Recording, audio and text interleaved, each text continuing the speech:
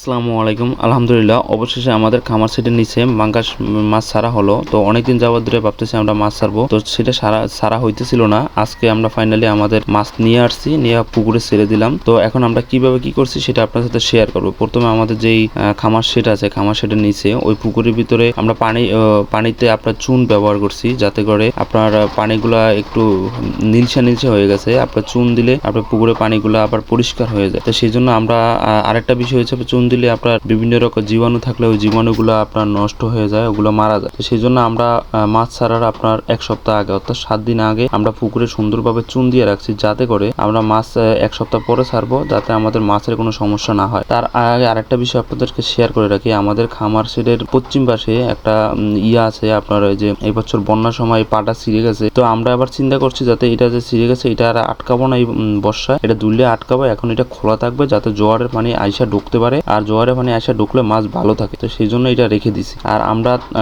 আজকে আমাদের পুকুরে মাছ আসছে, কালকে যে আমরা যে খামার থেকে মাছ আনছি সেই খামার ভালোভাবে মাছ আমরা দেখছি যে ভালো মাছ আছে কিনা, সাদা পাঙ্গাস আছে কিনা। তো দেখলাম যে ভালো মাছ আছে, সেই জন্য মাছ একসাথে আটকে রাখছি, যাতে করে আপনার মাছে খাবার না পায়। আর খাবার যদি পেটে না থাকে তাহলে মাছের কোনো সমস্যা হবে না, যাতে আমাদের বাড়ি খামার থেকে অনেক দূরে। তো ফাইনালি আজকে আলহামদুলিল্লাহ আমাদের এই দেখতে পেতেছেন আমাদের মাছ আইসা পড়ছে। তো আমরা এই জায়গায় আপনার 6 মণ মাছের অর্ডার দিছি। তো 6 মণ মাছ নিয়ে আসছে। তো আমাদের যে রাস্তা, ওই রাস্তায় প্রচুর পরিমাণ কাদা, কারণ টানা এতদিন যাবৎ বৃষ্টি হওয়াতে রাস্তার অবস্থা পুরাই খারাপ হয়ে গেছে। তো এখন এই জন্য আমাদের মেইন রাস্তা থেকে আমাদের বাড়িতে গাড়ি ঢুকতেছে না। আপনার যদি রাস্তায় কাদা না থাকতো তাহলে ঢুকতো, এখন রাস্তা যাতে প্রচুর পরিমাণ কাদা তাই ঢুকতেছে না। সেই জন্য আমরা ওই জায়গা থেকে আপনার ড্রামে করে মাছ নিয়ে আসছি। আইনে আমাদের পুকুর ঘাট, যে জায়গায় আমাদের পুকুর আমাদের খামার, ওই জায়গায় মাছ আপনার ওজন দিয়ে আমরা পুকুরে ছাড়তেছি। তো আরেকটা বিষয় হচ্ছে আপনার সাথে শেয়ার করে রাখি, এটা আমাদের যে পাঙ্গাস আনছি এটা 7টা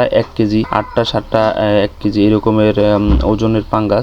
আপনার অনেক ছোট না, মোটামুটি আলহামদুলিল্লাহ ভালোই বড় আছে। আর মাছগুলা যশোরের পাঙ্গাস, একেবারে সাদা পাঙ্গাস, খুবই ভালো মাছ। তো আনার পর আমরা আনতেছি, আর আপনার এই জায়গায় যারা ছিল, আমার বাবা ছিল, ভাই ছিল, তারা আপনার ওয়েট করে ওয়েট দিয়ে আপনার ছাড়তেছে। তো মোটামুটি আমাদের এই পাঙ্গাসে আপনার খরচ হয়েছে 1 মণ মাছে আপনার 6000 টাকা করে। আর আমরা টোটাল আনছি 6 মণ মাছ, অর্থাৎ আমাদের 2000 প্লাস মাছ হয়েছে 6 মণে। আর 6 মণের টোটাল আমাদের মাছের খরচ গেছে 36,000 টাকা। আর যে গাড়ি দিয়ে আনছি সেই গাড়ি ভাড়া দেওয়া লাগছে আমাদের 3000 টাকার। টোটাল আমাদের খরচ গেছে আপনার 39,000 টাকা। টোটাল আমাদের মাছের খরচ গেছে। তো আলহামদুলিল্লাহ আমাদের মাছে কোনো সমস্যা হয় নাই, কারণ তার আগের দিন আমরা মাছগুলো আটকে রাখছি। পেটে খাবার কম ছিল মাছের, সেই জন্য মাছের কোনো সমস্যা হয় নাই। মাছে যখন আপনার পেটে খাবার থাকবে, তখন যদি মাছ আপনার আনা হয় তখন আপনার সমস্যা হয়। তো সেই ক্ষেত্রে আমরা এই জায়গায় 1 ড্রাম মাছ আমরা গণ্যে দেখছি যে 1 ড্রামে 18 কেজি মাছ হয়েছে। তো 18 কেজি মাছে আপনার কয়টা হয়? তো আমরা দেখলাম 18 কেজি মাছে আমাদের 32টা মাছ হয়েছে।